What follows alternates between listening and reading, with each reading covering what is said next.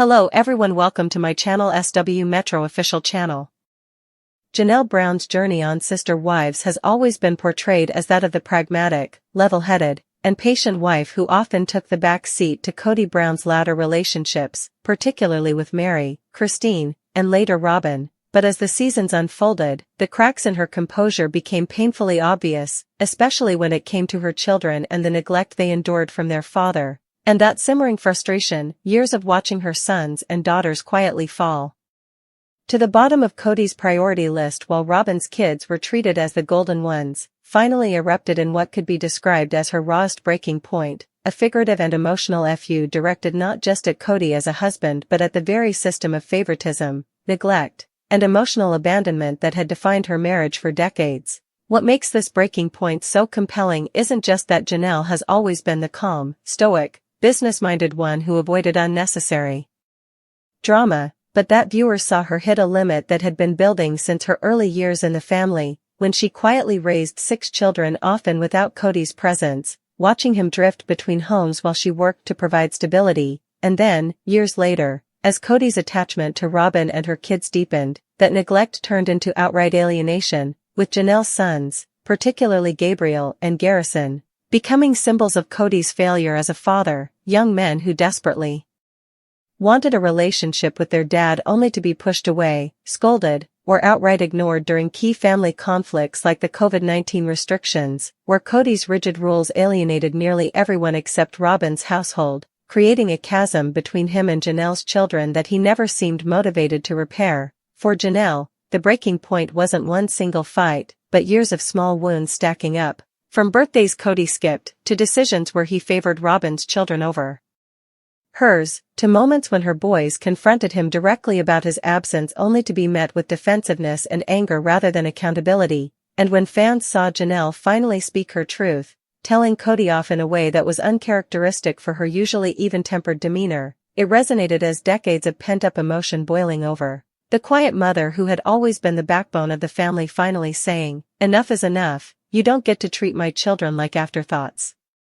anymore." That breaking point, her version of FU, wasn't vulgar for the sake of vulgarity, it was raw honesty, a guttural reaction to the unbearable weight of having to watch her kids internalize rejection, because while Kody often framed his neglect as a byproduct of family dynamics or miscommunication, Janelle saw firsthand the tears, the anger, the confusion in her kids' eyes, particularly when Gabriel broke down on camera recalling how Kody forgot his birthday, a wound that cut so deep it became symbolic of all the ways Kody had failed to show up, and in that moment, viewers also saw Janelle's maternal instinct shift from diplomacy to protection, as if she finally realized that protecting Kody's ego had never protected her kids, and the only way forward was to put her loyalty fully into the children who had never failed her, even if it meant turning her back on the man who was supposed to be their father. Part of what makes Janelle's breaking point so impactful is the contrast between her earlier seasons and now, because in the beginning she tolerated so much, Mary's hostility, Christine's insecurities, Kody's erratic leadership, because she believed in the principle of plural marriage and wanted stability for her family, but over time, as Kody's favoritism toward Robin grew undeniable and his relationship with her children became increasingly toxic, Janelle was left with no more illusions, no more patience, and no more willingness to sacrifice her children's emotional health for a marriage that was already crumbling, and in that way, her explosion, her figurative FU, was less about anger and more about liberation, the release of years of being minimized, the declaration that her children deserved more than scraps of attention, and the choice to stop making excuses for a man who had shown time and again that his priorities were selective. The neglect wasn't subtle either, it was glaring to fans who watched Kody pour time, energy, and resources into Robin's kids, even adopting them legally, while failing to show the same devotion to his own biological children with Janelle, and that favoritism was amplified during the pandemic, when Kody essentially moved into Robin's house full-time, isolating himself from Janelle's children under the guise of safety protocols, a decision that left her boys feeling abandoned, resentful, and in some cases, outright estranged from their father, and Janelle, caught in the middle, tried to keep the peace but eventually realized she was sacrificing her own voice, her own truth, and the well-being of her kids by staying quiet, and that realization lit the fire that fans saw explode in her most unforgettable confrontation with Kody, when she no longer spoke with restraint but with the fury of a mother who had been pushed too far. Looking back, the signs of her breaking point had been there for years, whether it was her subtle eye rolls when Kody waxed poetic about his relationship with Robyn, her silence in family meetings where she clearly disagreed but didn't speak up, or her quiet confessions to the camera that she felt her kids were left behind. And when she finally snapped, it wasn't just about the present argument, it was the cumulative release of all those moments, the years she bit her tongue, the times she wanted to scream but chose composure, and the weight of watching her children, especially her sons, grow distant from a father who seemed incapable of putting them first. In this way, Janelle's FU was also a love letter to her children, a way of saying, I see you, I value you, I will fight for you, even if your father won't. And fans connected deeply to that, because it wasn't just another reality TV outburst, it was the heart of the show's central conflict laid bare. What happens when the dream of plural marriage collides with the reality of favoritism,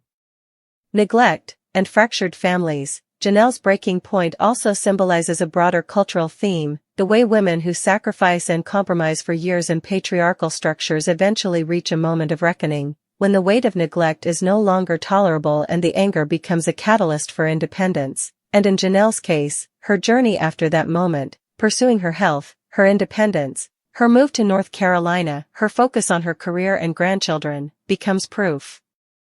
that breaking points can also be beginnings, that sometimes saying FU to the past is the only way to step into a future where you are no longer minimized. And if Kody had once believed Janelle would always be the steady, compliant wife, her explosion shattered that illusion, forcing him and the audience to see that even the most patient partner has limits, and that his neglect of her children wasn't just a flaw, it was the fatal blow to their marriage. In hindsight, fans can see that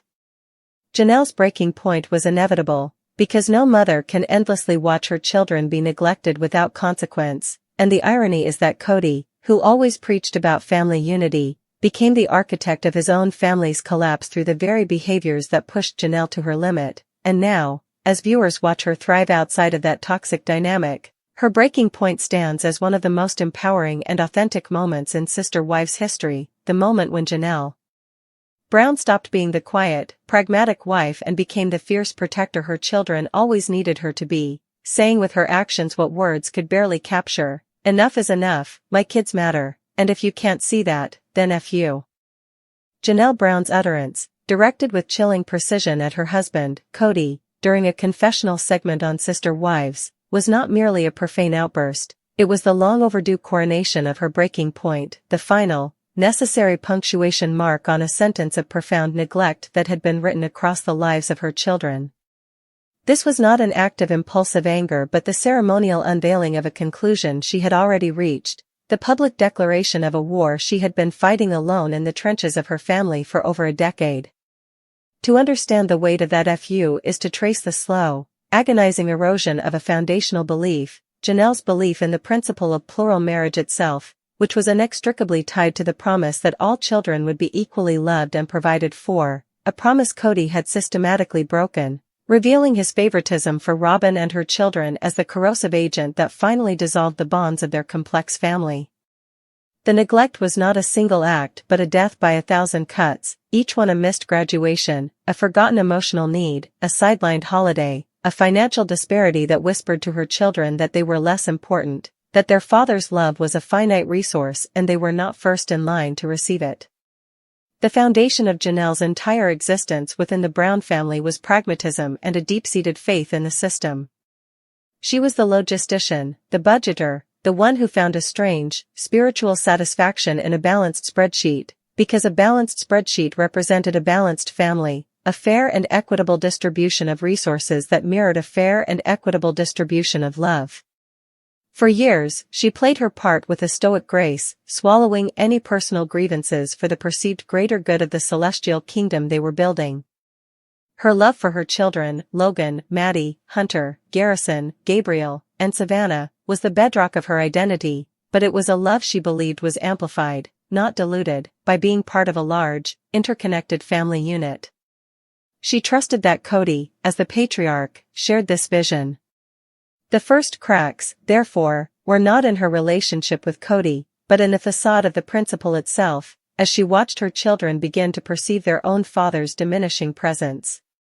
She saw the confusion in Gabriel's eyes when Kody failed to show up for a pivotal birthday. She felt the sting of rejection Garrison internalized when his achievements were met with a distraction.